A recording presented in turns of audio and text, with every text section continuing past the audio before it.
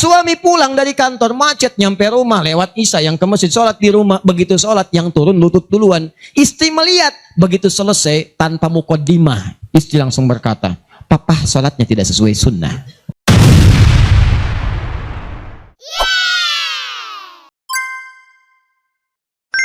Amalan itu banyak. Sholat, sedekah, infak, dan amal lainnya. Tapi persoalannya waktu kita terbatas. Begitu mengerjakan, ada yang wafat. Begitu belum mengerjakan, ada juga yang meninggal. Sekarang kira-kira, yang pahalanya banyak saat dikerjakan, yang kalau itu didapatkan, dosa-dosa banyak dihapuskan. Jadi kalau yang tadi biasa ngapus satu ini langsung. Begitu dikerjakan, wah 1000 pahala datang, 1000 dosa gugur. Apa saja amalan itu? Kita mulai. 1. Semua amal kebaikan yang kita kerjakan, yang jadi amal saleh, bernilai hasanah, itu dalam fikih disebut dengan sedekah namanya. Ya, saya kasih konsepnya dulu supaya paham. Kullu ma'rufin sedekah. Setiap perbuatan baik itu namanya sedekah. Di nama umumnya sedekah. Salat sedekah, zakat sedekah, infak sedekah. Bahkan bahasa Al-Qur'an disebut juga dengan sedekah. Contoh. Zakat ketika disebutkan dalam Al-Qur'an namanya sedekah. Ya, Quran surah ke-9 ayat 103. Khudz min amwalihim sedekah. Ambil zakat dari harta mereka, tapi disebutnya dengan sedekah. Ya, dikeluarkan pada 8 golongan sedekah. Ayat ke-60-nya, innamas shadaqatu lil fuqara. Infak sedekah. Buka Quran surah kedua ayat 264, paling kiri sebelah bawah. Ya ayyuhalladzina amanu la tubtilu shadaqatikum bil manni wal adha. Jangan kalian batalkan sedekah-sedekah kalian dengan perbuatan yang merusak. Apa contohnya? Kalladzi yunfiqu malahu ria'an nas, seperti orang infak yang ria. Jadi infak disebut dengan sedekah. Di semua perbuatan baik kita, salat kah, haji kah, umrah kah, puasa kah, semua namanya sedekah dalam fikih. Nah, sedekah ini kemudian oleh Nabi dibagi kepada 2 bagian. Ya. 1, ada sedekah yang saat dikerjakan itu pahalanya terus ngalir tuh. Terus mengalir. Bahkan dahsyatnya, maaf sekali, orangnya wafat pun tuh pahalanya terus datang sampai dengan kiamat. Di sepanjang di muka bumi ini belum kiamat, maka pahala akan terus datang, ngalir. Dalam bahasa Arab sesuatu yang mengalir disebut dengan jariyah. Maka muncul istilah sedekah jariyah. Sedekah jariyah. Ya, maaf, asalnya bukan amal jariyah, sedekah jariyah. Ya, sedekah jariyah, bukan istilahnya amal jariyah. Sekarang kalau mau nyebut amal jariyah pun dibenarkan. Cuma kalau di Arab, amal jariyah itu begini nih. Ya, kalau di Arab sekarang, antum jalan, tiba-tiba sedang ada perbaikan, ada lubang. Maka sedang diperbaiki ini ada tulisan kasih papan, afwan amal jariyah, amal jariyah. Maaf, ada pekerjaan jalan mengganggu Anda lewat. Di Arab itu amal jariyah itu pekerjaan sedang berlangsung mengganggu orang lewat. Sekarang begitu. Ya. Makanya kalau ada orang naik ke bis bawa kotak gitu kan, mau minta-minta maaf Pak, amal jariyah, betul, ganggu orang lewat. Ya. Benar secara bahasa, tapi secara makna ini yang paling tepat. Yang kedua, ada yang sifatnya sedekah thabitah. Yang pahalanya berhenti di situ, tetap selesai seketika. Thabitah. Jadi begitu Anda kerjakan, dapat pahala sampai situ aja. Begitu selesai pekerjaan, selesai pahalanya. Thabitah, tetap selesai di situ. Maka kalau kita ingin cerdas, kata para ulama, semua dosa-dosa kita ingin dihapuskan, ditutup. Dihapus, hapus. Maka Anda mesti keluarkan apa saja jenis-jenis sedekah jariyah itu. Supaya ketika selesai kita kerjakan, pahalanya tetap mengalir untuk menutup dosa-dosa kita. Maka kita akan fokus kepada amalan-amalan yang ini, yang saat dikerjakan, pahalanya terus mengalir. Tapi jangan lupa, hati-hati, yang ini pun dibagi 2 lagi. Awas. Pelan-pelan, jadi kita sepakati kita ambil yang ini 1 untuk malam ini. Yang kedua, yang ini. Ini pun dibagi 2 lagi. Ada amalan sedekah thabitah, saat dikerjakan pahalanya datang saat itu. Tapi yang paling menarik, ada nilainya kecil, ada nilainya besar, banyak. Jadi kalau dikerjakan, ada yang nilainya cuma 10 aja. Tapi ketika Anda kerjakan yang kedua ini, ada yang 700. ada yang 70.000, ada yang 700.000 sekali dikerjakan. Sekarang kita akan keluarkan amalan apa saja yang saat dikerjakan itu pahalanya melewati batas yang standar ini. Jadi saat dikerjakan bukan 10 poinnya, tapi lebih daripada 10. Amalan apa saja itu pada sedekah thabitah, dan amalan apa saja yang jariyah yang kita bisa keluarkan dan menggugurkan dosa-dosa kita. Sepakat sampai sini? Baik. 1. Kita langsung ke poinnya. Untuk yang sedekah thabitah, amalan standar yang tetap, yang biasa-biasa, contoh, misal, sholat, begitu dikerjakan sekali, dapat 10. Selesai sholatnya, selesai pahalanya. Jelas? Tapi beda ketika antum mengerjakan sholat berjamaah. Ya. Dia thabitah, tapi pahalanya berlipat. Thabitah, tapi pahalanya berlipat. Baik, saya mau tanya pada antum, sholat sendirian 10, sholat berjamaah berapa? 27. Maka, kalau Anda ada ajakan berjamaah, sekalipun misalnya, di tempat itu tidak ditemukan masjid, sedang di kantor, ada teman misalnya, alih-alih Anda sholat sendirian dan tidak bisa menemukan masjid, kenapa nggak ajak teman Anda untuk berjamaah? Walaupun cuma 2 orang. Beda pahalanya teman-teman sekalian sampai 17. Yang satu 10, yang satu 27. Karena sholat berjamaah itu hadisnya dibagi 2. Ada hadis yang mengajak ke masjid, ada hadis yang masjidnya nggak ada, cuman bisa berjamaah. Sholatul jamaati afdalu bin sholatil fardi bisa bin wa isyrina darajah. Sholat berjamaah lebih utama daripada sendirian. 27. Jamaah di sana sifatnya umum. Kalau ada di masjid, usahakan ke masjid. Kalau nggak bisa ke masjid karena alasan syar'i, maka yang penting jamaah.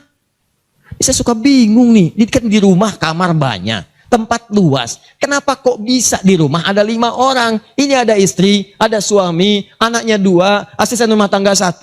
Kok bisa ini sholat di kamar yang ini sholat di kamar yang ini sholat di ruangan yang ini? Kenapa di rumah itu nggak kumpul satu tempat berjamaah?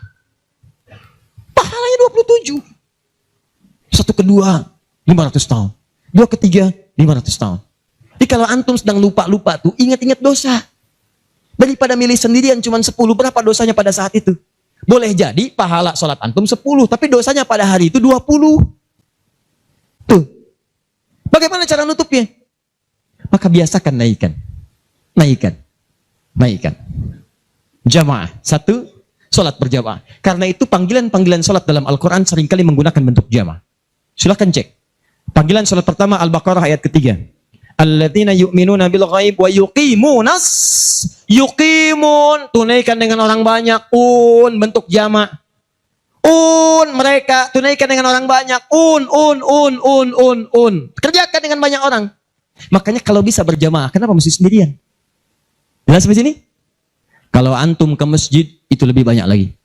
Tadi sudah saya jelaskan, datangnya dapat 25, masuk masjidnya, i'tikafnya, macam-macamnya. Makanya kalau sudah ada panggilan jamaah untuk ke masjid dan antum bisa mengerjakannya, demi Allah saya katakan, jangan tinggalkan.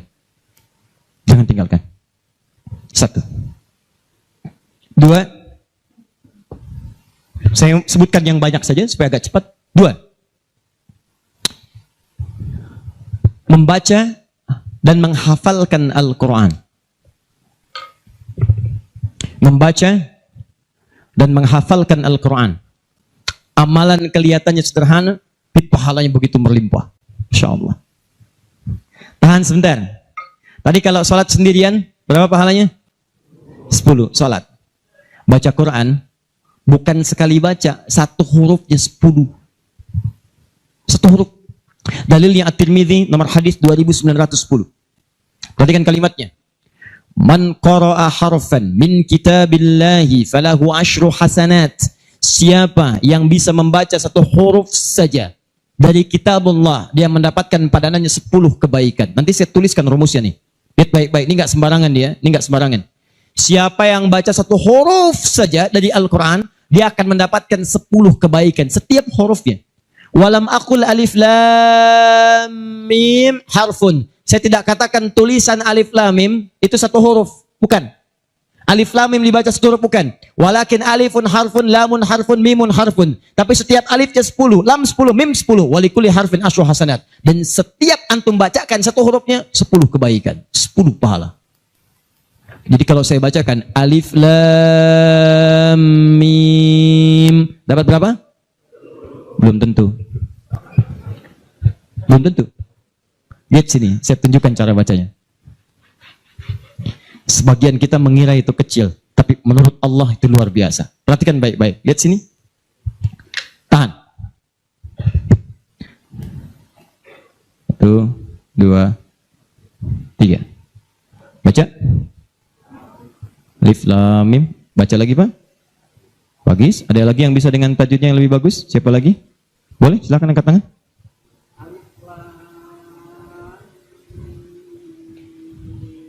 Baik sekali. Ada yang lain? Ya.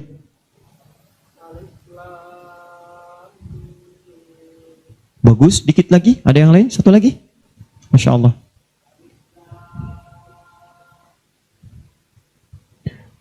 Bagus sekali. Cuman sayang ini bukan alif lam mim, ini alam. Alam nasyrah laka sadrak.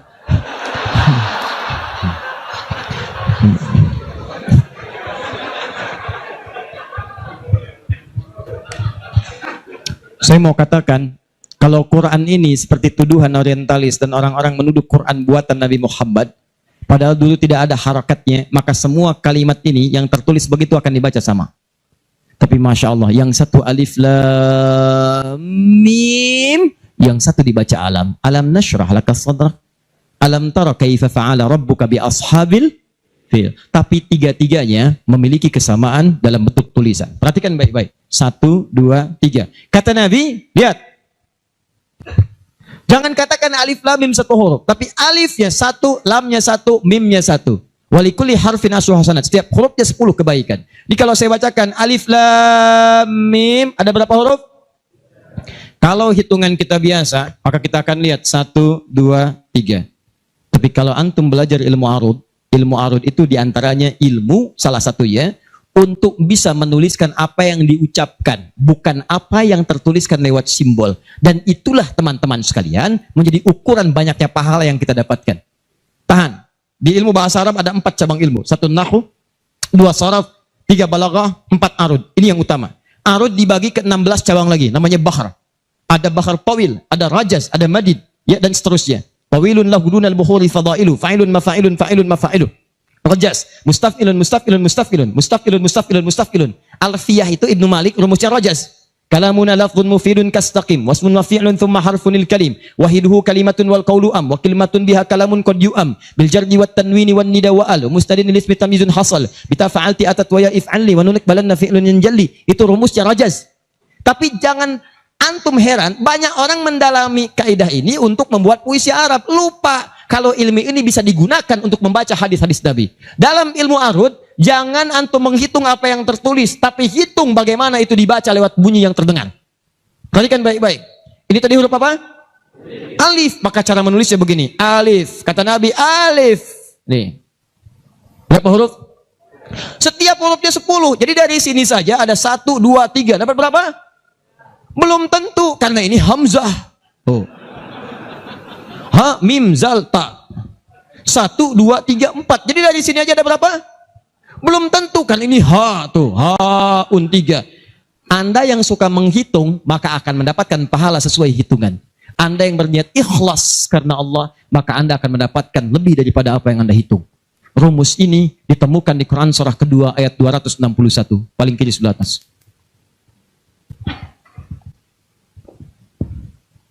Tahan. Pelan-pelan. Ini rumus adanya di ayat infak. Tapi cara menerapkannya di semua kategori cara kita beramal. Orang kalau berinfak tahunya dapat 700. Matsalul ladzina yunfiquna amwalahum fi sabilillah kamatsali habba. Orang yang infak di jalan Allah seperti menanam satu benih. Ambatat sab'a sanabil. Satu tumbuh jadi 7 tangkai. 1 kali 7, 7.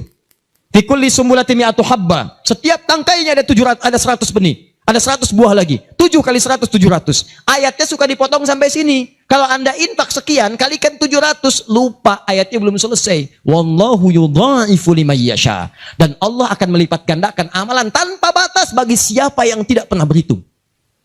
Jadi kalau Anda baca Qurannya hitung-hitungan, ini dosa hari ini berapa nih dikerjakannya? Oh 9, Masya Allah 9. Cukup 1 huruf aja. Nun. Tutup. 10. Besok dosa berapa? 15. Cukup 2 huruf. Toha. Selesai. Kalau Anda ngitungnya begitu, maka diberikan sesuai hitungan. Tapi kalau Anda tidak pernah berhitung, Allahu Akbar, Anda tidak tahu alif lam mim itu mungkin nilainya 30, mungkin 300, atau bahkan 3 juta, atau lebih daripada itu. Makanya kami sarankan, kalau Anda bisa mendekat kepada Al-Quran, maka tolong agendakan setiap hari. Semua sahabat itu punya agenda, Pak. Antum kenal nggak Utsman bin Affan? Oh, iya. Situ tidak sana ngangguk. Coba di Semarang kenal Utsman bin Affan. Luar biasa. Tapi nggak apa-apa, masih bagus. Kemarin saya baru dari Sukabumi, Hubud Dunia. Ada yang kenal Fir'aun. Ini masih untung Utsman. Tuh lihat ya. Utsman itu bukan cuman cerdas dalam urusan bisnis dunia, tapi tijarah akhirat itu luar biasa. Utsman paham, saya di dunia boleh kaya, tapi di akhirat bagaimana status saya? Maka beliau siangnya mengumpulkan harta dunia untuk ibadah, malamnya mengumpulkan pundi-pundi akhirat. Demi Allah saya katakan, Utsman itu di antara sahabat yang disebutkan oleh Imam An-Nawawi bersama Abdurrahman bin Auf, bersama Tamim Ad-Dari, yang diikuti kemudian oleh Imam Asy-Syafi'i generasi setelahnya, jauh setelahnya, itu punya amalan kalau malam terbiasa menghatamkan Al-Quran dalam tahajudnya. Khatam Quran. Kaya, sahabat Nabi, menikahi 2 putri Nabi. Satu meninggal, dan menikah lagi. Disebut Dzun Nurain. Kayanya luar biasa. Asetnya setelah 15 abad sampai sekarang masih ada. Yang hebat, siang-siang jadi orang kaya, malam-malam jadi hamba yang sangat taat dan kaya akhirat. Coba, bandingkan dengan kita sekarang. Menantu Nabi, bukan. Kaya, nggak sekaya Utsman. Tuh, status dunia belum sempurna. Status akhirat masih belum maksimal. Ya antum sebetulnya maunya apa? Utsman sholat malam ngikut Nabi, kaki bengkak. Antum pengen ke surga Firdaus malam, mata bengkak. Ya. Ini nih. Ayo update. Ustadz, tapi kan saya belum lancar. Tambahkan hadisnya, lipatkan nomor hadis 2920. Awas, lihat kalimatnya. Walladzi yatata'ta wa huwa alaihi syaq falahu ajran. Siapa yang memulai menghafal, membaca, siapa yang mulai membaca Al-Quran tidak lancar, terbata-bata bacanya, mengejaknya, orang baca alif lam mim, dia alif lam mim, falahu ajran, maka dia mendapatkan 2 kali lipat dari orang yang lancar. Orang lancar misal 30, dia 60. Terima kasih ya Allah, kalau begitu besok saya nggak lancar aja bacanya. Oh, bisa. Itu tidak lancar yang direncanakan. Yang lancar diikuti oleh malaikat ma'asyafaratil kiramil bararah. Yang belum lancar diapresiasi karena perjuangan kesungguhannya, bacaannya dapat nilai, perjuangannya mendapatkan nilai di sisi Allah Subhanahu wa ta'ala. Karena itu saya sarankan, maaf, mulai sekarang antum bikin kurikulum. Nih, satu tadi, bikin table begini. Nih. Saya katakan pada teman-teman juga yang di Bekasi, yang di Jakarta, ya, saya kasih 2 amalan dulu nih. Mulai sekarang, antum bikin begini. Tahan ya, teman-teman sekalian. Nanti saya sampaikan bagaimana seorang Mu'adz, orang Mesir, baru kecil belum balik sudah menyiapkan amalan ini. Punya program. Nih, harinya, nomor 1, 2, 3, dan seterusnya. Ini misalnya harinya apa besok. Amalannya apa? Mulai dengan sholat di sini, jamaah. Ini tadi bacaan Al-Quran. Kalau bisa, saya sarankan setiap hari mulai menghafal, walaupun cuma 1 ayat. Usahakan menghafal. Demi Allah saya katakan, pahala menghafal Quran lebih banyak daripada baca. Paling minimal 4 kali lipat. Karena itu ayat menghafal disebutkan 4 kali dibandingkan ayat baca. Silahkan cek Quran surah ke-54. Ayat 17, ayat 22, ayat 32, ayat 40. Saya ulangi. Ayat 17, ayat 22. Ayat 32, ayat 40. Ada? 17, 22, baik. Kemudian 32 dan 40. Kenapa ketawa? Benar kan? 4 ayat 17, ayat 22, kemudian ayat 32 dan 40. 17, 22, 32, 40. Berapa kali disebutkan? Walaqad yassarnal Qur'ana lidzikri. Sungguh telah kami mudahkan Al-Quran untuk dihafalkan, diingat. 4 kali disebutkan. Ya, maka ada yang menyebutkan menghafal Quran itu keutamaannya 4 kali dibandingkan dengan sekedar membaca. Baca. Orang baca itu biasanya cuma sekali. Dzalikal kitabu la raiba fihi hudal lil muttaqin. Sekali. Tapi orang menghafal, jangan harap sekali. Dia akan terus mengulang. Dzalikal kitabu, dzalikal kitabu, dzalikal kitabu, la raiba fi, la raiba fi, la raiba fi. Dzalikal kitabu, la raiba fi, la raiba fi. Dzalikal kitabu, la raiba fi, hudan lil muttaqin, hudan lil muttaqin. Dzalikal kitabu, la raiba fi, hudan lil muttaqin. Dzalikal kitabu, la raiba fi, hudan lil muttaqin. Pertanyaan saya, berapa banyak pahala didapatkan? Berapa huruf dia bacakan? Makanya kalau antum ingin melipat gandakan pahala dengan banyak, dalam satu hari antum punya agenda. Boleh antum baca, misal target sehari saya baca misal 1 halaman dan hafalkan 1 ayat. Kalau antum sudah punya kebiasaan begitu, demi Allah saya katakan, Allah akan merubah keadaan hidup anda jadi lebih nyaman. Tidak cukup dengan amin. Baca, hafal. Wah, Masya Allah. Syukur-syukur begitu sedang sholat berjamaah, minta sujud, terus meninggal, gitu kan? Wah, itu paling enak. Mau begitu? Di subuh ya. Itu pun kalau tiba ajalnya. Ya, bacaan Quran lebih lebat lagi. Ya, jadi kalau antum bisa seperti itu, nanti bonusnya banyak.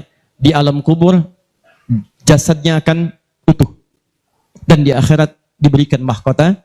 Dan yang ketiga, diberikan peluang untuk memberikan syafaat dengan izin Allah dengan Qurannya kepada anggota keluarganya. Ahli Quran itu, kalau dia hafal kemudian Qurannya, benar menghafal Qurannya, maka saat di akhirat akan langsung dimuliakan oleh Allah. Dipakaikan jubah kehormatan dan membimbing, menggandeng bapak ibunya yang saleh, yang beriman, beserta pasangannya dan keturunannya untuk dibawa masuk ke surga.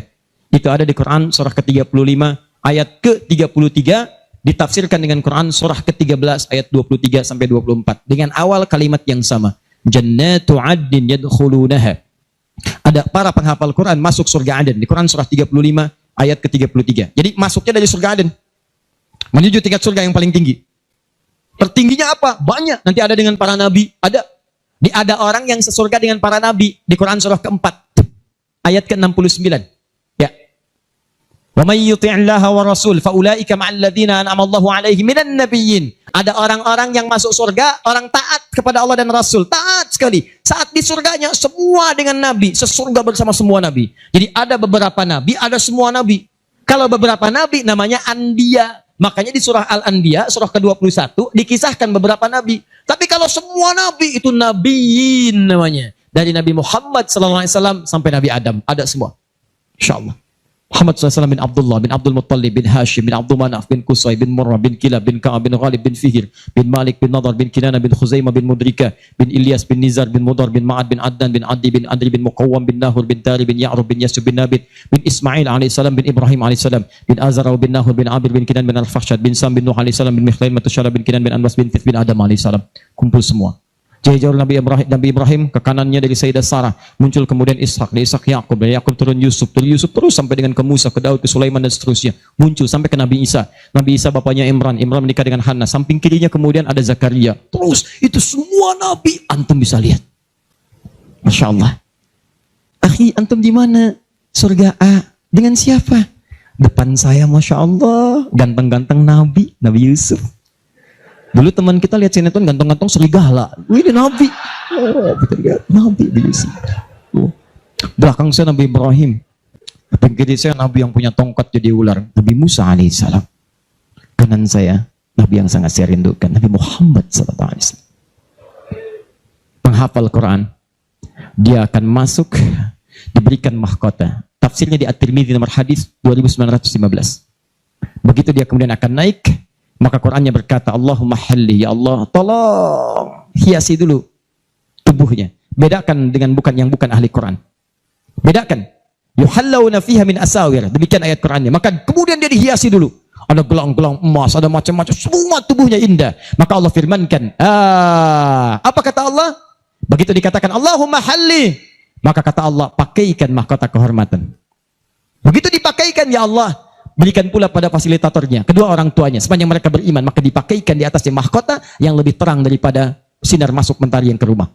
Ya Allahumma ya Allah, Allahumma halli, ya Allah, tambahkan kepada penghafal, bedakan dengan fasilitator. Fayulbasu ilaihi libasul karamah, maka dipakaikan jubah kehormatan. Begitu dipakai jubah itu, kemudian difirmankan, waqar, fa inna akhira qiraatika akhiru manzilatika. Sekarang kamu masuk ke dalam surga dengan bacaan Quran yang biasa kamu bacakan saat di dunia. Akhir tempat tinggalmu Disitulah ditunjukkan pada akhir bacaan Quranmu. Di begitu dia baca Quran, setiap dia baca masuk surga. Naik, naik, naik, naik ke tingkat yang paling tinggi. Dan dahsyatnya saat dia akan masuk surga itu, dia akan menggandeng bapak ibunya, istrinya, keturunannya. Buka Quran surah ke-13 ayat 23 sampai 24. Kalimatnya sama awalnya. Jannatu 'adnin yadkhulunaha. Ada orang-orang masuk surga Aden, ketika akan masuk, wa man salaha min abaihim, dia gandeng bapak ibunya yang saleh. Wa azwajihim, pasangan-pasangannya. Wa dzurriyyatihim, dan keturunan-keturunannya. Allahu akbar. Di dunia ahli Quran itu kemuliaan Qurannya akan merembet pada sekitarannya. Silahkan cek kalau nggak percaya. Anda punya anak hafal Quran 5 tahun, bapak ibunya akan ikutan mulia. Musa yang hafal Quran, bapak ibunya dihajikan. Ahmad Kabil yang hafal Quran, ibunya, perawatnya, gurunya, teman-temannya ikut haji semuanya. Nggak percaya silahkan. Demi Allah saya katakan, Quran turun di 1 bulan, bulannya jadi mulia Ramadan. Quran turun di 1 malam, malamnya jadi mulia Lailatul Qadar. Quran turun di 1 hari, harinya jadi mulia hari Jumat. Quran turun di bawah malaikat Jibril, Jibrilnya jadi mulia, penghulu para malaikat. Quran diturunkan pada Nabi Muhammad, naik status jadi Sayyidul Anbiya wal Mursalin. Quran turun di Mekah, Mekahnya bercahaya. Quran dibawa ke Madinah, Madinah Munawwarah. Demi Allah, Quran tidak pernah singgah dimanapun kecuali orang itu dan tempat sekiranya akan jadi mulia. Kalau di Semarang ini, antum bikin halaqah Quran, di Semarang ada berapa hafid di setiap tempat, demi Allah saya katakan akan terjadi perubahan di tempat itu. Semua akan mulia. Jadi begitu digandeng, bapaknya, ibunya, wa azwajihim, pasangannya, wa dzurriyyatihim, anak-anaknya, cucunya, masuk. Begitu masuk diparadekan, wal malaikatu yadkhuluna 'alaihim min kulli bab. Semua malaikat menyambut mereka di depan pintu surga, mengatakan salamun alaikum bima sabartum. Selamat, Anda telah sabar saat di dunia, menyiapkan bekal untuk pulang. Sabar menghafal Quran. Itulah yang disiapkan oleh Mu'adz. Anak usia 4 tahun, saat saya berada di Mesir, anak ini masih dini, belum balik. Matanya kata orang buta, tapi hatinya begitu bersih. Dia bilang pada ayahnya, abati yuridul Quran. Pak, saya pengen jadi ahli Quran. Saya pengen menghafal. Kata bapaknya, tempatnya jauh, 20 kilo. Kamu ini punya keterbatasan, gak apa-apa, saya pengen menghafal. Dia belum cerita kenapa dia mesti menghafal. Begitu bapaknya melihat tekadnya kuat, maka dari motor sederhananya dimodifikasi. Depannya, dashboardnya diperbaiki. Supaya bisa menyimpan catatan Quran, lembaran-lembaran mushaf. Jadi begitu berangkat tidak ingin ada waktu yang sia-sia. Di jalan, beliau kemudian di jalan kadang melihat ke bawah. Bacakan Quran, anaknya dengar. Bacakan Quran, anaknya dengar. Begitu sampai di tempat belajar, dia tinggal mendengarkan syekhnya. Perbaiki, perbaiki, perbaiki, baca lagi. Setoran, pulang. Yang paling menarik, setelah berapa lama anaknya hafal Quran yang tidak melihat diantar hafal Quran, bapak yang mengantar belum hafal. Tapi yang dahsyat, ingat baik-baik.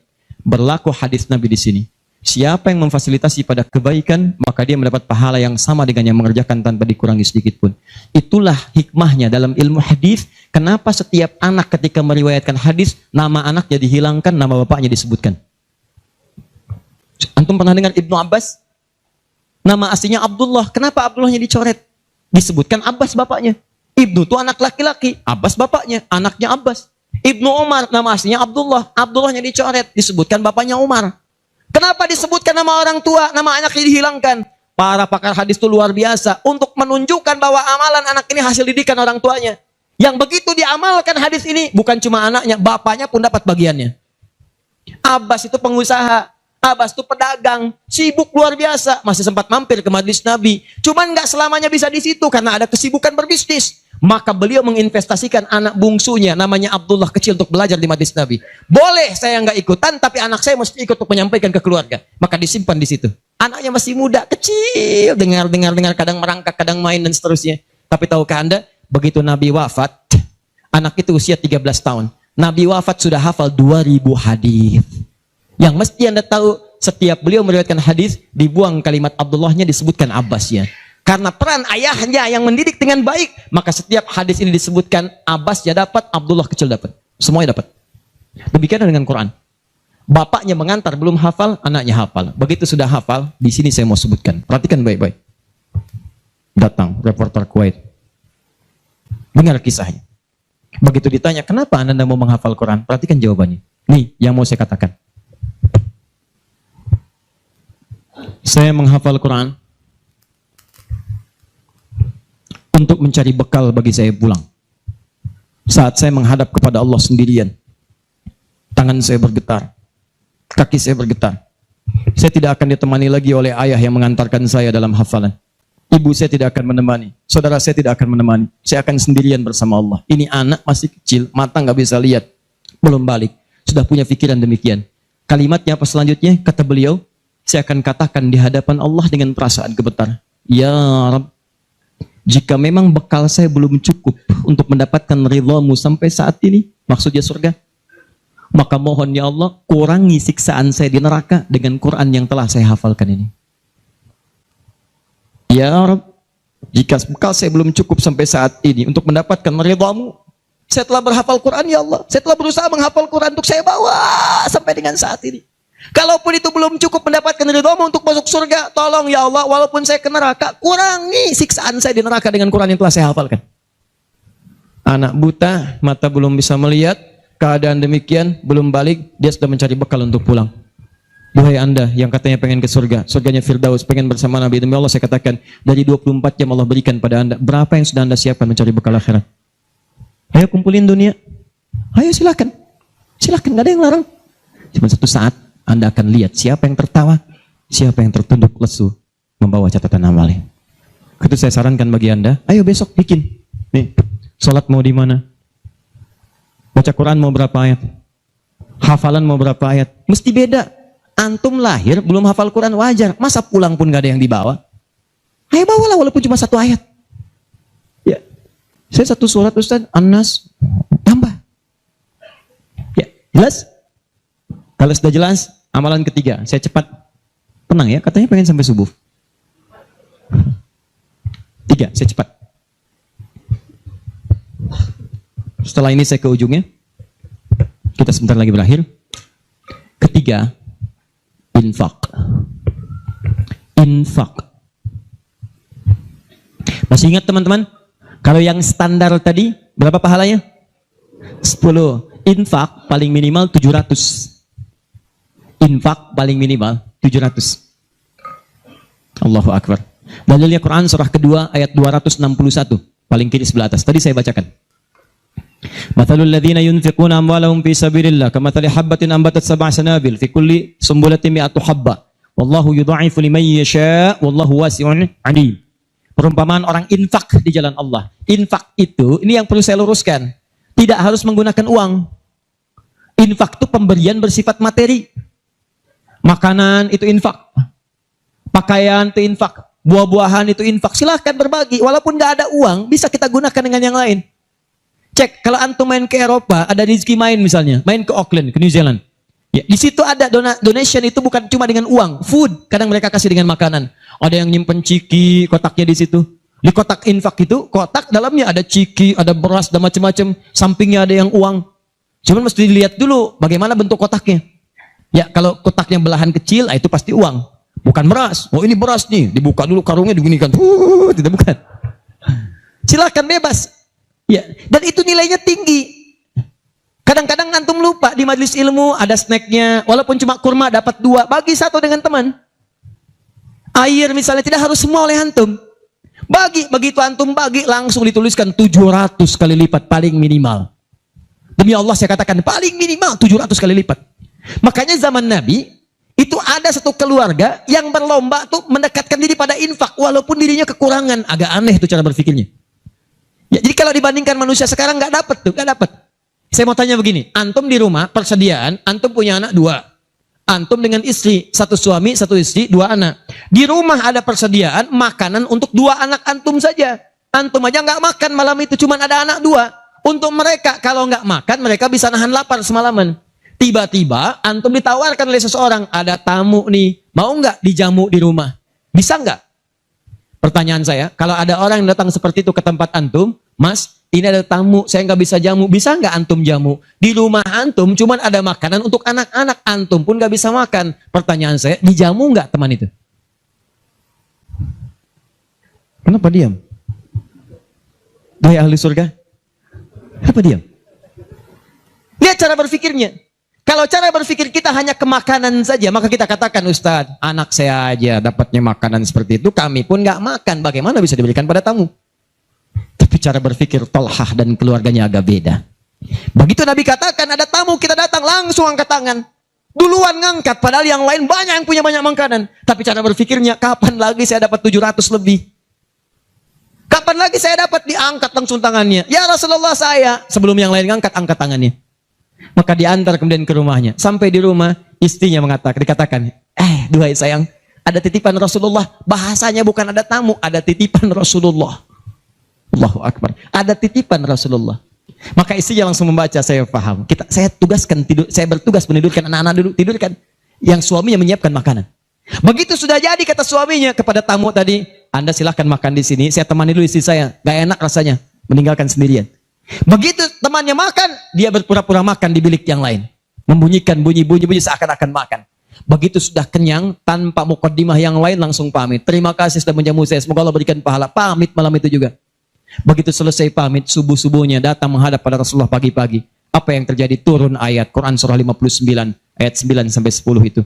Walladzina tabawwa'ud dar sampai ke kalimat wa yu'thiruna ala anfusihim walau kana bihim khasasah. Tuh, cara berpikirnya. Jadi kalau antum melihat peluang seperti ini enak teman-teman sekalian, banyak sekali.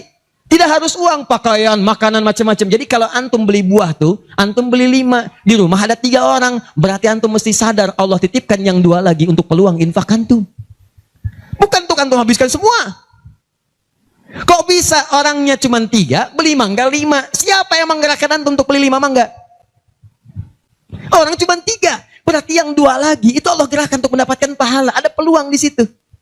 Lu kepada siapa ya Rasulullah saya berikan? Kepada siapa ya Allah saya infakkan? Ini yang sering keliru.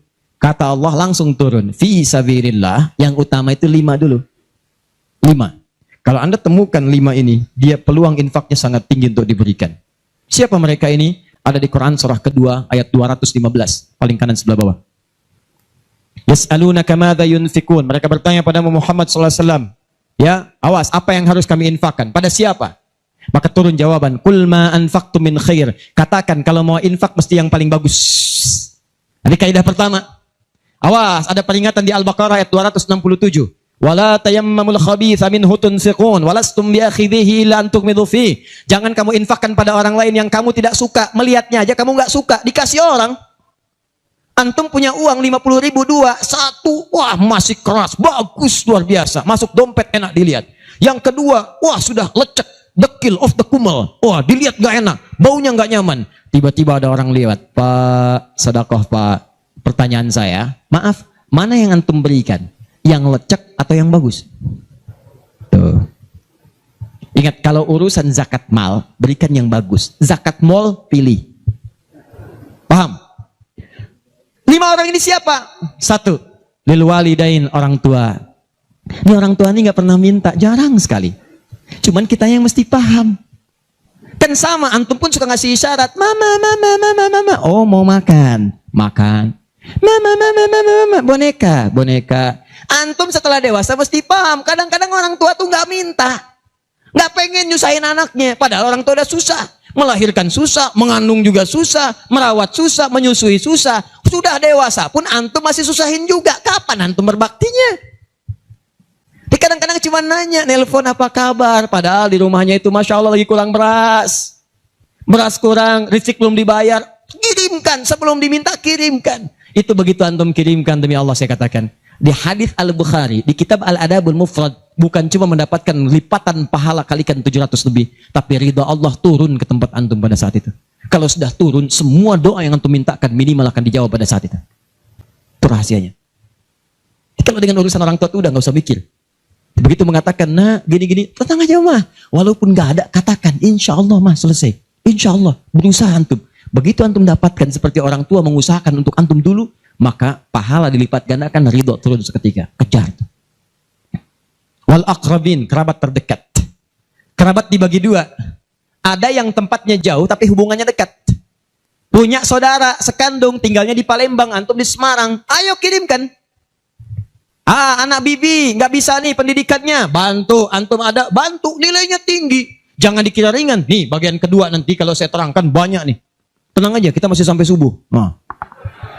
Bagian kedua. Saya ikutin deh. Antum jual saya beli. Ya, cuman saya beli sampai 9:30. Paham? Ayo akrabin. Yang kedua itu, maaf. Golongan kedua akrabin bisa tetangga. Orang yang tidak ada hubungan famili secara mahram, cuma tetangga antum. Tapi kalau yang kedua ini, wah, Allahu Akbar, indahnya Al-Quran. cek oleh antum, silahkan cek. Walaupun beda agama, itu tetap ada peluang infak. Gak ada ketentuannya kecuali di Quran. Gak ada aturannya kecuali di hadis. Buka Quran surah ke-31 ayat 15 paling kiri sebelah atas. Ada anak muslim, orang tua belum Islam, belum dapat hidayah. Kata Allah, urusan untuk ibadah pisahkan. Orang tua jangan paksa, doakan dia, silahkan dakwahi. Tapi urusan dunia, wasahibhuma fid dunya ma'rufa. Wa in jahadaka ala an tusyrika bima laysa laka bihi ilmun fala tuti'huma. Urusan ibadah masing-masing, kalau diajak-ajak enggak usah ditaati, tolak dengan cara yang lembut. Lembut. Tapi kalau urusan dunia, bagi. Antum muslim, orang tua belum Islam, antum punya kelebihan. Uang agak banyak, melimpah, makanan ada, bagi. Kata Allah, jangan lihat kemudian kepercayaannya karena dia belum muslim. Bagi. Indah teman-teman sekalian. Dan itu ada pahalanya. Begitu antum berikan, masuk yang halal. Begitu halal masuk, kan haram keluar. Kan cara berpikirnya begitu. Halal masuk, yang haram keluar. Begitu keluar, sekat di hatinya terbuka. Karena yang haram itu saat masuk di hadis Muslim, haram masuk naktah sauda, noda hitam. Noda menutup. Kalau masuk jadi daging dia, antum misal, iyadzubillah, bukan antum, ada orang lain konsumsi yang haram. Yang haram masuk ke dalam mulutnya, masuk ke tubuhnya, beredar dengan darah, jadi daging, masuk ke telinga. Quran surah 6 ayat ke-25. Wa fi adhanihim naqra, waqra, di telinganya ada sumbatan. Maka yang haram cepat kedengaran, yang halal susah. Masjid dekat, suaranya dekat, Allahu Akbar, susah. Tapi konser yang macam-macam, yang joget, yang ini, yang itu, nyampe tuh konser di Jakarta, dari Semarang tembus ke sana. Wa ada absarihim ghishawa, masuk ke mata jadi penghalang, nutup. Quran surah kedua ayat ke-7. Enggak kelihatan. Orang ke masjid itu bukan enggak kelihatan, nampak, cuman enggak ada dorongan. Akhi, ayo ke masjid. Ya, alhamdulillah, nanti.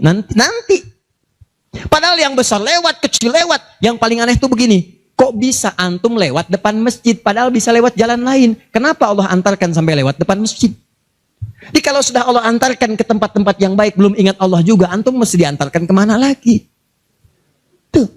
Kok bisa antum lewat dengar adzan, padahal bisa antum lewat jalan lain nggak kedengaran adzan? Kenapa kemudian yang dengar antum? Kok bisa lewat jalan itu kelihatan mata, padahal bisa ada jalan lain? Kok bisa ngelihat? Kalau Allah sudah berkehendak kebaikan, antum masih belum bisa membacanya, mesti ditanya. Itu pasti ada maksiat masuk. Caranya keluarkan. Kalau yang haram masuk, masukkan yang halal. Maka yang haram akan dihancurkan. Hancur. Kemudian muncul yang halalnya. Kalau halal sudah masuk, maka hati itu akan mudah untuk mendekat kepada Allah. Doakan. Demikian tetangga kita. Jangan dikira tetangga antum yang muslim saja. Mungkin kita ada non-muslim samping kita. Mungkin ada yang Kristen, ada yang Hindu, yang Buddha. Dalam hubungan keduniaan indah. Silahkan berbagi. Apa antum gak pernah dengar hadis Nabi? Siapa yang masak makanan, baunya sampai ke tetangganya, maka bagilah dia walaupun cuma kuahnya. Tapi maksudnya bukan daging yang antum makan, kuahnya antum bagi. Bukan. Tidak. Maksud hadis itu, walaupun cuma masak kuah, bagi juga supaya dia tidak negatif thinking, tidak salah paham. Antum gak ada ayam, adanya singkong, cuman dimasak bumbu opor. Bumbunya opor, tapi dagingnya singkong. Dimasak gak antum bagi, tetangga bilang, oh masak opor enak nih, padahal singkong. Dibagi walaupun cuma kuahnya. Tapi pertanyaan saya, apakah hadis itu mengatakan kalau tetangga anda muslim saja? Tidak. Never. Walaupun dia non muslim, masak. Bagikan sebelum dia menghirup baunya, ketuk pintunya. Begitu diketuk dia keluar. Ada apa Pak? Ini ada makanan walaupun sedikit, mudah-mudahan bisa bermanfaat. Bapak baik sekali, terima kasih. Bukan baik, Allah yang memerintahkan saya untuk berbagi. Dan saat itulah kalimat Allah mengalir di hati yang paling bening, menghunjam ke jiwanya. Masuk jadi hidayah. Masya Allah, besok-besok dia ketuk pintu kan, Assalamualaikum. Udah bisa Assalamualaikum tuh. Sebelumnya tidak. Begitu dibuka sambil mengembalikan yang kemarin, ya panci yang kemarin dikembalikan. Pak, ini apakah Allah sudah memerintahkan berbagi lagi hari ini? Oh, lumayan. Nggak ada aturan kalau bukan non muslim jangan bagi. Nggak ada, indah dalam Islam itu. Jadi walaupun anda kasih ke yang non muslim, pahala dituliskan. Jadi jangan pilih-pilih kalau urusan dunia. Anda masak, ini samping Islam, sampingnya lagi Kristen, sampingnya lagi kemudian muslim, non muslim. Bagi yang muslimnya, yang non muslim tidak. Begitu dia ngelihat kelewatan dipanggil anda, Pak, kayaknya enak makanannya ya. Memang enak Bu, cuman sayang ibu kafir. Oh, nggak begitu, nggak ada. Jadi bagi teman-teman, silahkan. Dan pahalanya ada, indah. Cuman di kita tuh, coba lihat aturan antum bang aja deh, kita fikirnya kumpulin lagi bab tumbuhan. Sekarang kan lagi musim rambutan ya, rambutan. Tuh, antum di pekarangan ada rambutan, tumbuh. Pohon rambutan, pekarangan antum. Cuman sayang buahnya ke tetangga antum. Ke sini. Maka dalam kaidah fikih disebutkan hakun mushtarak. Ini hak bersama antara antum dengan tetangga. Kenapa? Karena antum keluar rumah kelihatan cuman pohonnya, dia keluar rumah kelihatan buahnya. Dan yang paling menarik, dia udah lihat buah, daunnya jatuh ke bawah. Dan kadang buah jatuh ke sini, membuat dia kesulitan.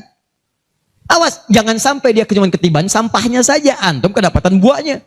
Naik ke pohon rambutan, nggak boleh. Apa yang harus antum lakukan? Datangi dia, ketuk rumahnya. Sampaikan, Pak, maaf saya cuma mau ngasih tahu, itu ada pohon rambutan. Iya, saya juga tahu, punya bapak kan? Bukan, itu memang pohon saya. Cuma buahnya merambat ke tempat bapak. Terus, itu hak kita bersama. Bapak nggak usah minta, begitu inginkan, ambil aja, silahkan dapatkan. Aturan dari mana itu? Ini Rasul saya yang mengajari, Nabi Muhammad SAW. Bapak keluar, lihat buahnya. Saya keluar cuma lihat pohonnya. Kalau bapak pengen, ambil aja. Wah, hebatnya Islam. Terima kasih Pak. Insya Allah. Udah insya Allah tuh. Nanti saya ambil. Udah, pergi tuh. Ambilin. Dan kita senang lihat ya. Begitu diambil, pahala. Setiap satu buah, 700 pahala. Setiap satu buah, 700. Masya Allah. Luar biasa. Dan dia kan gak paham fikih, belum masuk Islam. Besoknya ayam antum main ke tempat dia, ayam. Dia kira hukum ayam sama dengan rambutan. Oh. Nabinya umat Islam baik banget. Kemarin ngirim rambutan, sekarang ayam. Pokoknya. Mungkin ayam itu akan menggendong antum ke surga. Ya? Infak tuh. Nah, pertanyaan saya, antum punya agenda berapa untuk infak tuh? Coba lihat, kadang-kadang kan ada anak yatim samping. Gak usah terpikir banyak uang, pakaian. Buka tuh pakaian antum. Masuk ke kamar, buka. Begitu dibuka, berapa banyak koleksi pakaian antum? Coba cuma pesen ya, cuma pesen satu aja. Mohon maaf ya, maaf sekali. Jangan sampai ada pakaian, walaupun sehelai itu, yang belum pernah dipakai ibadah. Usahakan setiap yang kita gunakan jadi saksi di akhirat bahwa dia pernah dipakai ibadah. Karena semua akan bicara. Tuh lihat kaos, bagian dalam, celana, bagian luar, semua cek lagi semua. Dan kalau sudah itu antum pakai, ada yang lain gak kepake, bukan gak kepake. Boleh jadi itu dititipkan oleh Allah kepada antum untuk menjadi pahala antum dengan itu. Sebab mudah bagi Allah menitipkan pada yang lain. Kenapa dipilih antum supaya dapat bagian pahalanya? Jelas? Terakhir, amalan keempat, bagian pertama. Salah sendiri pengen sampai subuh. 4. Terakhir. Bagian pertama. Majlis ilmu. Majlis ilmu. Masih ingat satu apa? Salat berjamaah di masjid. 2. Interaksi dengan Al-Quran. 3. Infak. 4. Majlis ilmu. Teman-teman, majlis ilmu itu keutamaannya banyak. Saya beri gambaran ya. Maaf sekali. 1. Majlis ilmu itu, kalau antum benar memilih majlis ilmunya, maka status yang diberikan oleh Allah pertama kali, begitu antum berangkat dari rumah, sampai dengan ke majlisnya, statusnya akan naik dari manusia biasa menjadi mujahid fi sabilillah. Itu langsung sama dengan orang yang berjuang ke medan perang. Ada majlis ilmu nih, antum datangi, begitu antum datang, itu sama dengan orang berjuang ke medan perang. Statusnya jihad. Kalau meninggal antum di pertengahan, walaupun belum sampai ke situ, maka statusnya langsung syahid, pahala syahid. Pahalanya syahid. Majlis ilmu. 1. Berpeluang mendapatkan pahala senilai jihad. 2. Kalau wafat bisa syahid. Dalilnya Quran surah ke-9 ayat 122. Paling kiri sebelah bawah di mushaf. Wa ma kana al-mu'minuna liyanfiru kaffah. Kenapa mesti semua orang beriman pergi ke medan perang semua? Saya akan turunkan satu amalan kata Allah yang kalau kamu amalkan ini maka statusnya akan sama dengan orang yang berjuang di medan perang. Sama persis. Apa itu? Falaula nafara min kulli firqatin minhum ta'ifa liyatafaqahu fid din. Kenapa tidak ada sementara orang di antara mereka mau datang ke majlis ilmu untuk mempelajari tuntunan agamanya? Waliyunziru qaumahum idza raja'u ilaihim la'allahum yahdharun. dan dia mencatat pelajaran-pelajaran itu dan dia bawa pulang, dia sampaikan pada keluarga yang tidak belajar. Perhatikan baik-baik. Ayat ini mengatakan, kata Imam Mustafa Al-Maraghi, ayat ini mengatakan bahwa menuntut ilmu itu nilainya sama dengan jihad fisabilillah.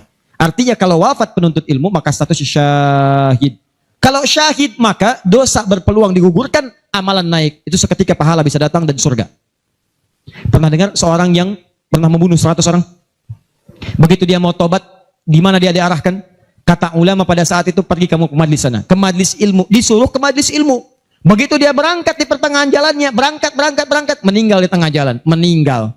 Statusnya dalam keadaan di tengah jalan ke majlis ilmu, dia bertobat kepada Allah, diterima tobatnya. Saat berangkat tuh meninggal di tengah-tengah. Ada pahalanya. Apa yang terjadi? Surga. Surga. Diampuni dosa, naik ke surga. Di sini turun kemuliaan yang ketiga. Disebutkan di hadis Nabi, riwayat Ibnu Majah, nomor hadis 233. Ibnu Majah, nomor hadis 233. Rawinya sahabat Abu Darda. Man salaka tariqan yaltamisu fihi ilma, sahalallahu lahu tariqan ilal jannah. Siapa yang menyiapkan dirinya melangkah menuju majlis ilmu, maka setiap langkahnya akan langsung dituliskan oleh Allah yang meringankan nanti langkahnya ke surga. Di setiap langkah itu dihitung. Pahalanya bukan pahala biasa, ringan ke surga. Itu pahala syahid tadi. Ya, Qur'annya ada di Quran surah keempat ayat 100, paling kiri sebelah bawah. An-Nisa ayat 100, Quran surah 4 ayat 100. Di ujung ayat, wa may yakhruj min baitihi muhajiran ila Allahi war rasuli thumma yudrikul maut faqad waqa'a ajruhu 'ala Allah. Siapa yang berniat merubah dirinya, ingin lebih dekat dengan Allah dan Rasulnya, kemudian dia merubah diri. Bagaimana cara merubahnya? Ulama sepakat. Pertama, datang ke majelis ilmu. Supaya punya ilmu untuk merubah diri. Jangan langsung kerjakan amalan, tapi belum tahu ilmu. Ilmu qabla al-amal. Antum beramal tanpa ilmu, celaka amalannya. Saya ingin berubah. Kemarin saya nggak pernah sholat. Saya pengen jadi hamba yang taat. Ya Allah, saya tobat. Besok saya akan sholat subuh 3 rakaat. Bisa. 2 ya 2. Paham ya? Jadi ini gambarannya. Kemudian pahala yang ketiga. Cepat. Setiap dia sudah sampai ke majlis ilmu, disebutkan oleh sahabat Ibnu Abbas radhiyallahu taala anhuma, dinukil oleh Syekh Muhammad Hashim bin Asy'ari di kitabnya Adabul Alim wal Muta'allim, bab yang pertama, paragraf yang kedua, paling kanan di pertengahan. Orang yang sudah masuk ke majlis ilmu maka pahalanya langsung dituliskan 700 kali lipat. Tanpa henti, naik terus diangkat. Dan itu berlangsung sampai diamalkan. Jadi kalau ada seorang hamba, cuman dia beramal tanpa ilmu. Dengan seorang hamba beramal dengan ilmu, beda pahalanya 700. Misal, antum masuk ke majlis ilmu nih, dapat 700.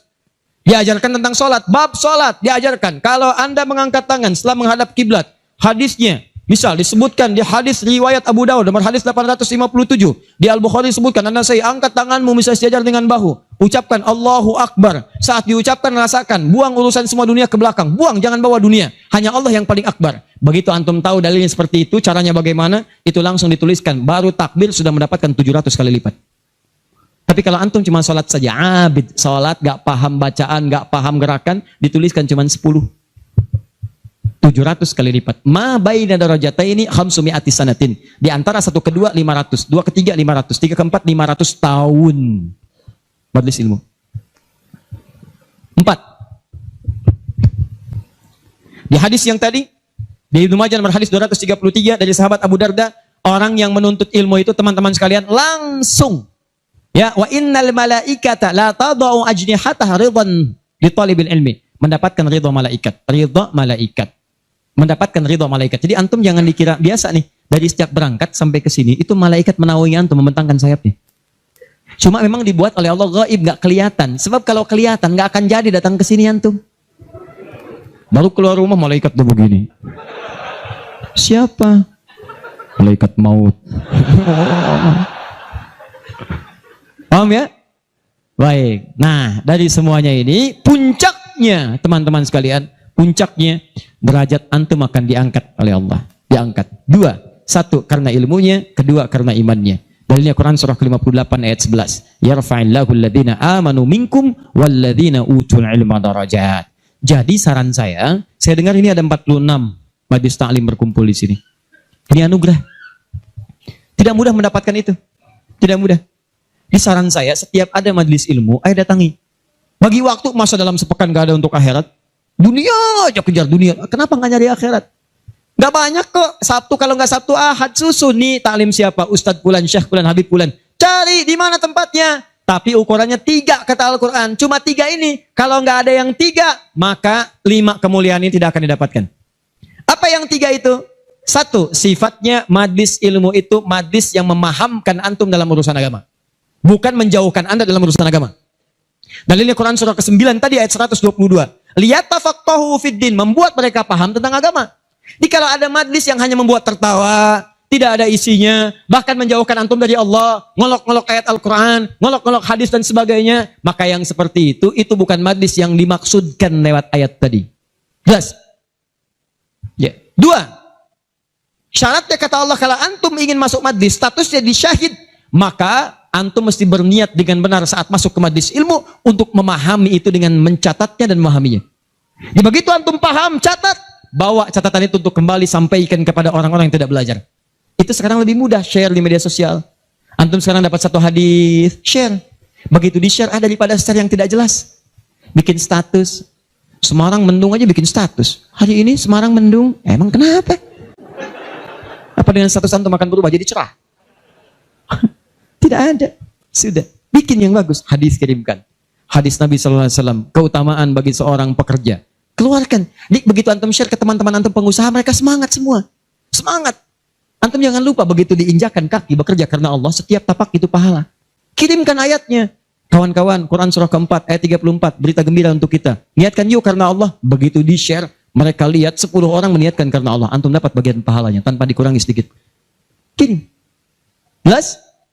Nah, ini kalau gitu antum kurunkan. Majlis ilmu mana di sekitaran Semarang? Siapa ustadznya? Siapa syekhnya yang bisa mengangkat iman, bukan cuma datang, bisa menangkat ilmu. Ya, lihat. Ini saya sedikit detilkan nih. Maaf ya, sedikit aja. Saya sedikit detilkan. Mengangkat ilmu dan iman itu bersamaan disebutkan. Yarfa'illahu alladhina amanu minkum walladhina utul ilma darajat. Jadi kalau ada majlis imannya mengangkat tapi ilmunya tidak, maka ini pun belum seimbang. Atau ilmunya luas tapi iman gak terangkat. Ini jadi masalah. Apa ciri orang terangkat imannya? Maka dia gemar menunaikan amal soleh. Maka jika anda menemukan majlis-majlis mendorong anda mengerjakan amal soleh, ikuti majlis itu. Dan saya katakan pada anda, kalau materi saya tidak membuat anda dekat dengan Allah, membuat anda tergugah untuk beramal soleh, tinggalkan saya. Cari ustadz yang lebih baik. Saya bukan ustadz seperti yang disyarat melalui Al-Quran. Cari majlis lain. Tapi cari ustadz-ustadz yang membuat anda dekat dengan Allah. Cari. Kedua, ilmu anda meningkat. Ilmu meningkat itu apa cirinya? 2 cirinya. 1, dengan ilmu itu memudahkan anda ibadah. Misal, sholat. Belajar sampai paham bacaan dan gerakan sholat. Supaya mudah ibadahnya, khusyunya dapat. Ini kan ada sindiran di Quran, kata Allah, banyak orang sholat gak paham bacaan dan gerakan sholat. Ayo jujur, katakan pada diri sendiri. Sampai sekarang malam ini, berapa persen bacaan sholat yang antum pahami? Jangan-jangan anda sholat tapi gak ngerti yang dibaca. Bagaimana bisa khusyuk? Ruku gak ngerti, sujud gak paham. Bagaimana bisa khusyuk sholatnya? Antum minta rezeki, isa aja 4 kali. Warzukni, minta rezeki. Habis sholat minta lagi. Ya Allah mohon berikan aku rezeki. Yang tadi apa saat sholat? Warzukni. Ya bagaimana kita bisa mengerti apa yang diucapkan kalau kita tidak belajar? Makanya cari. Nah, mengerti itu bahasanya paham, fikih. Makanya ada kitab sholat namanya fikih sholat, fikih umrah, fikih haji, belajar sampai paham. Tuh lihat berapa banyak sekarang yang umrah tapi nggak paham yang dikerjakan. Putar. Sekarang kadang suka sedih gitu. Apalagi banyak yang ria. Ria itu kan menggugurkan amalan. Begitu disampaikan habis amal. Ini ada yang jual kebun, jual tanah, nyampe sana nggak ada nilainya. Sekarang orang aja tawaf sampai live. Subhanallah, alhamdulillah. Kelihatan di sana, kelihatan. Pindah kiri, la ilaha illallahu akbar. Tuh, kenapa nggak dipahami? Dan tawaf itu indah. Kalau antum benar tawafnya, dijanjikan oleh Allah doa apapun seketika dikabulkan. Itu rahasianya di Quran surah 19 ayat ke-47 sampai dengan 49. Ada rahasianya. Makanya kenapa dari Hajar Aswad ke Maqam Ibrahim? Itu doa intinya. Subhanallah, alhamdulillah, wala ilaha illallah, Allahu akbar. Dari Maqam Ibrahim sampai Rukun Yamani bebas mau pakai bahasa apapun. Nanti dari Rukun Yamani pakai dengan Hajar Aswad. Kenapa menggunakan Rabbana atina fid dunya hasanah? Itu ada maknanya. Bebas antum. Mau pakai bahasa Indonesia juga silakan. Mau pakai bahasa Jepang, bahasa Sunda, bahasa Jawa, bebas silakan. Minta. Kadang kasihan, minta enggak, yang dibaca enggak paham dan sebagainya. Ada tuh dulu waktu saya tugas di Saudi 2010. Ini hebat walaupun tidak harus ditiru begitu caranya, tapi dia benar. Dia minta dengan bahasanya. Di multazam dia mau, ya Allah, Hamba mohon ya Allah, hamba datang ke sini minta, nggak banyak, cuman minta berikan jodoh. Hamba belum menikah ya Allah, mohon karuniakan jodoh terbaik. Depan Ka'bah di Multazam, tiba-tiba datang perempuan tinggi, putih, hidungnya mancung, langsung ditunjuk kasih contoh. Kayak gini ya Allah. Gini. Saya beneran tuh nggak bercanda. Tapi apa yang terjadi? Karena dia minta yang dibutuhkan, dia paham apa yang dibacakan, dikabulkan oleh Allah, pulang nikah, walaupun bukan dengan yang tadi. Menikah. Ada lagi yang lain gelantungan di Multazam langsung mengatakan, ya Allah, hamba datang ini banyak hutang. Engkau pasti tahu hamba ya Allah. Engkau mengerti hamba, kesini pun hamba ngutang. Kalau tidak percaya, ini catatannya ya Allah. Benar. Pulang lunas gitu kan. Nah, dia ngerti yang dibaca. Kadang-kadang kita kerjakan sesuatu yang kita pahami, makanya yuk ngaji sampai paham. Enak kalau sudah begitu. Begitu Anda memahami sesuatu, nah ilmu naik. Kalau orang paham, itu ciri yang pertama, dibawa ke ibadah mudah. Yang kedua, perluaskan wawasan. Karena dalam fikih itu ada hal-hal tertentu yang menjadi kemudahan. Bukan harus itu saja yang dikerjakan. Babnya dalam fikih. Fikihnya nanti dalam kajian madhab. Madhab itu ada muqarin, turunannya ada pilihan. Pilihan-pilihan itu membuat kita lebih mudah. Ada yang tanpa pilihan, satu dalil, satu contoh. Itu artinya semua dipandang bisa. Contoh, angkat tangannya, begitu ngangkat tangan, langsung letakkan yang telapak kanan di punggung yang kiri. Angkat, Abu Daud misalnya. Begitu Anda angkat, fawadha yadahul yumna lal yusra, letakkan yang kanan telapaknya di punggung yang kiri. Antara mengangkat dengan meletakkan pakai fa, harfu atfin rabitin baina syai'aini bila hudud. Paham? Harfu atfin huruf sambung, rabitin yang mengikat baina syai'aini antara dua hal. Pekerjaan pertama dengan yang kedua bila hudud tanpa jeda. Pertama mengangkat tangan, kedua meletakkan. Antara mengangkat dengan meletakkan tanpa jeda, angkat langsung letakkan.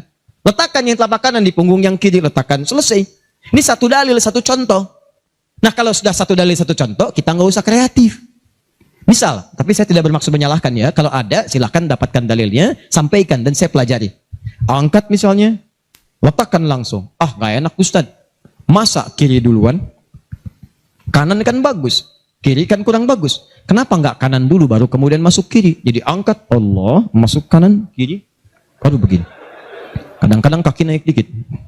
Nah, angkat. Nah ini, yang seperti ini, kalau saya prinsipnya, kalau belum menemukan dalilnya, maka cukupkan pada itu saja. Makanya cuma satu dalilnya. Silahkan cek. Di kitab hadis palsu pun, saking palsunya tidak akan ditemukan. Dan kabar gembira, pemalsu hadis pun tidak tertarik memasukkan hadis ini, saking jelasnya. Jelas. Silahkan cari. Saya pernah lihat di koleksi kitab hadis itu ada 1235 kitab hadis. Cari nggak ketemu. Saking jelasnya gitu kan. Ya ini satu. Tapi kalau ada pilihan itu artinya maaf umat itu dipandang tidak semua bisa mengerjakan satu yang sama. Maka silahkan pilih yang memudahkan antum. Misal dalam sujud, ini antum mau sujud nih. Dari inti dalam sami Allah liman hamidah akan sujud. Kan cuma dua caranya. Kalau tidak dengan lutut, dengan telapak tangan. Ayo, yang pakai lutut siapa? Mau sujud pakai lutut dulu. Yang pakai telapak tangan? Yang nggak pakai lutut, nggak pakai telapak tangan, angkat tangan ayo. Nah ini dia. Ini saya serius nih. Di Bekasi pernah kejadian suami istri nggak tegur sapa semalaman gara-gara persoalan ini. Suami pulang dari kantor macet nyampe rumah lewat isya yang ke masjid sholat di rumah. Begitu sholat yang turun lutut duluan. Istri melihat begitu selesai tanpa muqaddimah. Istri langsung berkata, papa sholatnya tidak sesuai sunnah. Kenapa mah? Harusnya telapak tangan duluan, bukan lutut. Papa menjawab, mama yang nggak tahu hadis. Padahal dua-duanya nggak tahu hadisnya. Satu ngaji di guru A, dua guru B. Besoknya datang. Begitu datang, saya cuma senyum, Pak, Ibu tahu nggak? Itu kan ada di kitab yang sama. Di Sunan Abu Daud. Yang pakai lutut, nomor hadis 838. Paling kanan sebelah bawah. Riwayat dari sahabat Wa'il bin Hujur. Yang pakai telapak tangan, sebelah kiri paling atas. Nomor hadis 840 sampai 841. Riwayat sahabat Abu Hurairah. Oh, nggak pakai oh. Baca. Begitu dibaca. Idza sajadta fala tasjud kama yabrukul ibil. Faliyadha rukbatai qabla yadai. Jika kamu ingin sujud jangan duduk seperti duduknya unta. Kalimatnya ibil, ya unta masih umum. Maka letakkan lututmu sebelum telapak tanganmu. Maka yang kedua Abu Hurairah hadisnya berbunyi kurang lebih bima makna idza sajadta fala tasjud kama yabrukul ba'ir, unta tunggangan yang sudah ada beban. Faliyadha yadaika qabla rukbataik. Maka letakkan telapak tanganmu sebelum lututmu. Bu, Pak, Ini Wa'il lebih duluan masuk Islam dibandingkan dengan Abu Hurairah. Saat itu awal-awal Nabi masih kuat, kelihatan ikut perang Badar, perang Uhud, macam-macam. Begitu Nabi sujud, lutut duluan. Begitu nanti Abu Hurairah masuk Islam, itu 3 tahun sebelum Nabi wafat, 7 Hijriah. 3 tahun sebelum wafat, usianya kurang lebih 60 tahun. Beliau sudah punya persoalan. Saya mau tanya pada Bapak Ibu, kalau ada orang sudah sepuh, persoalan pertama dia apanya? Lututnya. Makanya diriwayatkan kadang beliau kemudian menggunakan tongkat, kadang bersandar kepada tiang-tiang. Karena lutut mulai bermasalah, maka yang dahulukan telapak tangannya. Sebetulnya ini kemudahan Pak, Bu. Maksudnya bukan masalah tua atau muda. Antum pun jangan salah simpulkan. Jadi kalau ada teman antum masih muda misalnya, tiba-tiba turun telapak tangan duluan. Tua. Bukan. Bukan begitu cara memahaminya.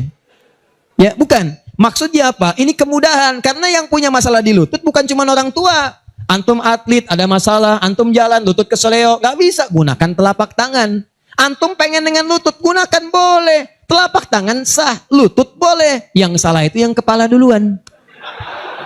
Belum apa-apa udah rame. Yang kunut, ini hadisnya. Yang tidak kunut, ini hadisnya. Tinggal pilih aja. Kunut tuh karena begini, ini riwayatnya begini. Yang tidak kunut begini pilihannya.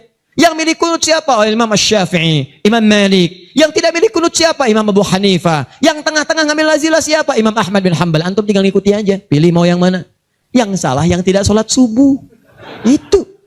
Yang bismillah jahar, ada dalilnya. Dipilih oleh Imam Syafi'i. Yang sir silent, ada. Dipilih oleh Imam Ahmad. Yang tidak pakai bismillah, ada. Dipilih Abu Hanifah. Termasuk Imam Malik. Yang rakaat pertamanya jahar, selanjutnya tidak ada. Dipilih oleh Abu Hurairah. Tercantum dalam Al-Bukhari. 70 hadis, 4 kali cara. Ada. Semua Nabi mengerjakan. Nabi mengerjakan semua. Antum tinggal pilih. Karena nggak bisa mengerjakan semua-muanya. Nggak bisa Ustaz. Saya orang Semarang. Sunnah banget, bukan cuma sunnah. Besok subuh saya imamin 4 cara bismillahnya. Lebih soleh daripada Nabi. Bismillahirrahmanirrahim. Bismillahirrahmanirrahim. Tidak dibaca sama sekali. Oh, iya.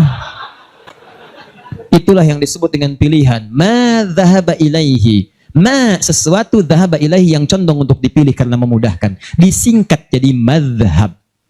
Madhab. Dari madhaba ilaihi. Ada singkatan. Di Arab ada singkatan. La hawla wa la quwwata illa billah hawqala. Bahkan ayat Al-Quran itu ada ungkapan singkatannya. Bismillahirrahmanirrahim. Basmalah. Alhamdulillahi rabbil alamin. Alhamdulillah. Sudah 9:30. Sekira teman-teman karena waktunya terus beranjak. Saya cukupkan mungkin kita sama-sama tutup dengan mengucapkan hamdalah. Hamdalah. Tidak. Alhamdulillahirabbil alamin. Enggak, itu contoh tadi, bukan belum selesai kita. Contoh. Masih sampai subuh, tenang. Nah, contoh. Hamdalah alhamdulillahirabbil alamin. Jelas? Inilah diantara amalan yang bisa menguat. Kalau sudah begitu ilmunya luas, wawasan luas, tidak akan ada pertikaian dan sebagainya. Yang ada dalilnya, itu yang kita pedomani. Yang tidak ada, kita pelajari. Kata Nabi, kamu tidak diutus untuk memaksa orang. Ingatkan, kalau mau ingat, alhamdulillah. Kalau tidak, jangan jadi musuh. Jangan sampai perbedaan antum menghambat antum untuk minum teh bersama. Begitu Ferguson. Akhir. Sepakat ya? Sepakat. Sudah bukan zamannya ribut sana sini. Sudah silahkan aja ya. Sepanjang ada dalilnya itu kita kerjakan. Yang penting ngaji dengan baik. Terakhir, saya tutup betulan ini. Ya, betulan. Terakhir, kita nggak ngerjain amalnya, tapi dapat transferan pahalanya. Kita tidak mengerjakan amalnya, tapi pahalanya dapat. Apa di antara amalan itu?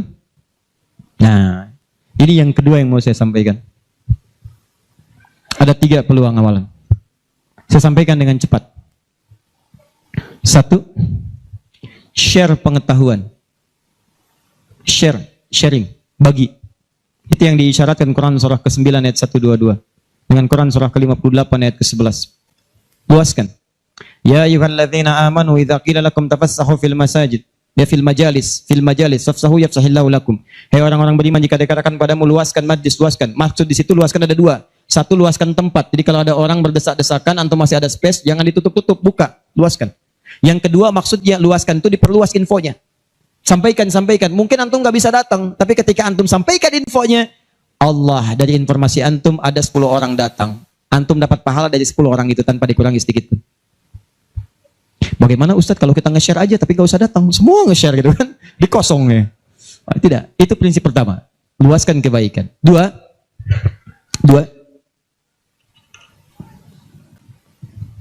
berinfak dengan harta pada amalan berganda. Berinfak dengan harta pada amalan berganda. Maksudnya sedekah jariyah. Contoh, tadi kan saya contohkan 4 kan? 4 ya? Masih ingat tadi? Di antara 4 itu, bukankah ada interaksi dengan Al-Quran? Baca, menghafal ya? Nih, antum punya modal 50.000, pengen infak. Dengan uang itu, disarankan langsung lewat petunjuk Nabi, cari dengan 50.000 itu yang menghasilkan keuntungan terus berlipat. Walaupun antum nggak mengerjakannya. Saya beri contoh misalnya. Berikan kepada orang yang tadi mengerjakan pahala berganda sedekah jariyah. Misal penghafal Quran. Ada orang punya 50.000 diberikan kepada orang dengan bentuk makanan. Yuk makan. Dimakan oleh orang itu. Dia sholat. Begitu dia sholat dengan energi tadi, antum dapat pahalanya. Begitu energinya hilang, pahalanya selesai. Tapi antum belikan mushaf 50.000. Datang ke percetakan Habib Hasan. Saya cari mushaf Habib. Dengan harga 50.000. Antum dapat 2. Masya Allah. Begitu dapat 2, antum datang ke tempat hafalan Quran. Masya Allah. Atau datang ke tempatnya Ibu Nyamin. Ya. Dari keturunannya Syekh Dahlan, ya Allah yarham, yang penemu qiraat itu. Begitu datang ke situ, berikan kepada anak-anak penghafal Quran. Atau ke tempat-tempat penghafal Quran, datang ke Yanbu, ke Kudus, berikan. Modal cuma 50.000, mushaf 2 diberikan kepada penghafal Quran. Tadi sudah saya katakan dari awal, hafal Quran itu penghafal nggak akan pernah menghafalkan dengan satu bacaan, dia akan mengulang-ulang. Anda bayangkan, modalnya cuma 50.000 sama dengan tadi. Mushaf 2 jadi 2. Begitu ditemukan dan dipegang oleh penghafal Quran, dibaca oleh dia, dihafalkan. Allahu Akbar. Berapa banyak bacaan dia bacakan dalam sehari? Baca. Transfer mengalir kepada antum. Semua yang dia bacakan, dia hafalkan, semua mengalir untuk antum. Modalnya cuma 50.000. Yang menarik, antum meninggal. Mushafnya masih ada, dibaca lagi ada yang lain, mengalir lagi, modal 50.000. Yang menarik, mushaf dah rusak, cuman penghafal tadi udah hafal Quran 30 juz. Dia punya murid lagi, jangankan punya murid, ngimamin dia. Dengan wasilah mushaf dari antum tadi. Begitu mengimami, pahala lagi, transfer. Yang hebat, dia punya murid 10 orang. 10 itu punya murid lagi, 10 lagi. Gak habis-habis, cuma 50.000 modalnya. 50.000 rupiah. Mushaf. Itu yang disebut amalan cerdas. Waktu kita terbatas. Coba apa yang kita dapatkan, itu yang kita cari. Itu sahabat tuh begitu. Bilal tahu uang saya nggak banyak. Nggak tahu beliau, saya nggak punya banyak uang. Idul Kurban tuh orang beli sapi. Kalau kita sekarang. Mereka beli kambing. Ada yang beli unta. Oh, Bilal nggak kebeli. Tapi saya pengen intinya satu. Pengen menyampaikan sedekah karena Allah. Yang lain membeli kambing, beliau beli ayam. Bukan kurban dengan ayam. Tapi intinya bagaimana berusaha menabung untuk mendapatkan sesuatu bersedekah karena Allah di hari itu. Dan nilainya itu luar biasa, dipuji oleh Nabi SAW. Termasuk Ibnu Abbas dibiasakan demikian, dipuji oleh Nabi. Makanya mulai teman-teman sekalian. Dan penghafal Quran gak akan pilih-pilih. Mushaf siapa tuh? Ini wakafnya Pak Haji Yunus, udah banyak pahalanya, 1 huruf aja. Oh gitu ya? Iya. Qaf, dah. Gak ada, baca. Paham ya? Nah, itu teman-teman sekalian. Dan yang terakhir, ini yang lebih hebat lagi. Ini pahalanya langsung surga. Surga. Masya Allah. Sepanjang antum beriman, beramal saleh dan meninggalkan maksiat. Apa diantaranya? Memfasilitasi orang lain. Yang sekiranya menghasilkan dengan ibadah itu pahala surga. Haji, umrah. Kalau wafat dia dalam penunaian itu dengan benar, maka al-hajjul mabrur laisa lahul jazaa illal jannah. Haji mabrur tidak ada pahala yang setimpal kecuali surga. Antum sudah luas, semua sudah haji dan sebagainya. Tiba-tiba lihat orang ibadahnya bagus, belum ada kesampaian, tiba-tiba antum fasilitasi. Dia haji mabrur dapat surga, antum dapat bagiannya tanpa dikurangi sedikit pun. Dan berita baiknya, haji pun disandingkan di Quran dengan umrah. Dalilnya Quran surah kedua ayat 196. Wa atimmul hajja wal umrata lillah. Makanya kalau ada yang mau haji, mau umrah, saya sarankan tolong hilangkan semua hal, jauhkan yang bisa merusak amalan, sayang. Ria tuh buang-buang, habis antum. Kasihan. Udah disiapkan surga, antum kemudian tukar lagi dengan keburukan. Ya, itu yang disayangkan. Udah jauhkan ria, sum'ah, macam-macam. Fokus antum tuh mau ibadah, fokus. Termasuk dari rumah. Tidak salah kalau antum ingin kumpulkan orang, menyampaikan permohonan maaf, minta doa, itu nggak salah, cuma jaga sesuatu yang bisa merusak amalan. Ya, antum kumpulkan warga komplek untuk ngasih tahu, mohon maaf besok saya akan berangkat umrah. Mohon maafkan saya banyak dosa supaya saya tenang di sana beribadah. Dan tolong mohon doakan supaya kami diterima umrahnya. Ini umrah pertama kami. Mungkin juga yang pertama di komplek ini ya, warga belum pada umrah, Pak RT belum, RW belum. Insya Allah di sana kami doakan supaya bisa umrah. Habis tuh amalan. Jelas ya?